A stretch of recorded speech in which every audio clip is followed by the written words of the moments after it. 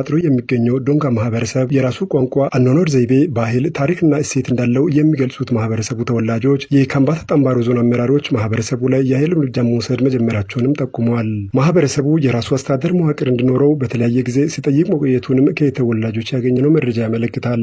ማህበረሰቡ ከራስ አስተዳደር ጥያቄ በተጨማሪ የማንነት ጥያቄ እንዳለውም የተገለጸ ሲሆን ይህን ጥያቄ ለፌዴሬሽን ምክር ቤት ማቅረባቸውም ታውቋል። ከቀድሞ የኢህአዴግ አገዛዝ ዘመን ጀምሮ የራስ አስተዳደር ጥያቄ ሲቀርብ እንደነበር የሚገልጹት ማህበረሰቡ ተወላጆች እነዚህን ጥያቄዎች ይደግፋሉ፣ ይመራሉ በተባሉ አካላት ላይ ተደጋጋሚ የመብት ጥሰት እንደተፈጸመም ከተወላጆች ያገኘነው መረጃ ያመለክታል። በካምባታ ጠምባሮ ዞን አስተዳደር ይደርሳል የተባለው የመብት ጥሰት አሁን ላይ በተደራጀና በተቀናጀ መንገድ መቀጠሉንና ከፍተኛ ስጋት ላይ መጣሉንም ገልጸዋል። በማህበረሰቡ ላይ የሚደርሰው የመብት ጥሰት በየደረጃው ላለው ለመንግስት አካላትና ለኢትዮጵያ ሰብአዊ መብት ኮሚሽን ማሳወቃቸውንና ምላሽ እየተጠባበቁ እንደሆነም አስረድተዋል። ቢሆንም በመንግስትና በኮሚሽኑ በኩል ተገቢና ፈጣን ምላሽ እየተሰጠ ያለመሆኑ ለተጨማሪ ጥቃት እያጋለጣቸው እንደሆነም ከእነዚህ ማህበረሰቡ ተወላጆች ያገኘነው መረጃ ያመለክታል። የሀገሪቷ ህገ መንግስት የሚፈቅደውን የመብት ጥያቄ በሰላማዊ መንገድ መጠየቅ ወንጀል አለመሆኑን የሚገልጹት ተወላጆቹ በአካባቢያቸው እንደ ወንጀል መቆጠሩን አስረድተዋል። ጉዳዩ የሚመለከታቸው የመንግስት አካላት ይህን የህዝብ ቅሬታ ቀርበው እንዲሰሙና